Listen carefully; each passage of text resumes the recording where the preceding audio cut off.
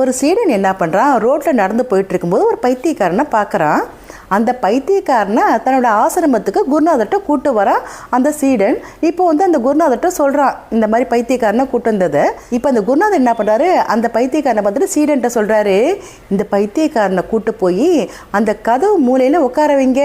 உட்கார வச்சுட்டு அவனுக்கு தேவையான உணவு தண்ணி எல்லாம் பக்கத்தில் வச்சுருங்க. யாரும் அவனை சாப்பிடுன்னு சொல்லாதீங்க, அவனுக்கு எந்த உதவியும் யாரும் செய்யாதீங்க. அவனை அப்படி உட்கார வச்சு நீங்கள் உங்களோட வேலைகளை நீங்கள் பாருங்கள் அப்படின்னு சொன்னார் அந்த குருநாதர் அந்த சீடன்ட்ட. உடனே சீடன் என்ன பண்ணால் அந்த பைத்தியக்காரனை கூட்டு போய் கதவு மூலையில் உட்கார வச்சுட்டு அவனுக்கு தேவையான உணவெல்லாம் வச்சுட்டு வந்தான். அந்த பைத்தியக்காரன் என்ன பண்ணால் அங்கே உட்காரவே இல்லை.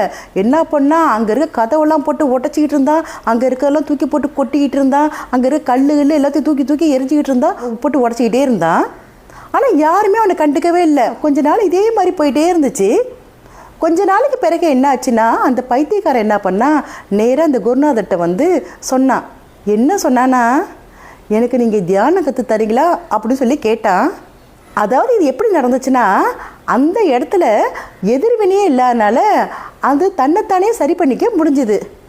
எதிர்வினை இருந்துச்சுன்னா இன்னும் பைத்தியக்காரத்தனம் கூட தான் செய்யுமே தவிர, எதிர்வினை இல்லாதனால தானாகவே குறைஞ்சி தன்னைத்தானே சரி பண்ணிக்க முடிஞ்சுது.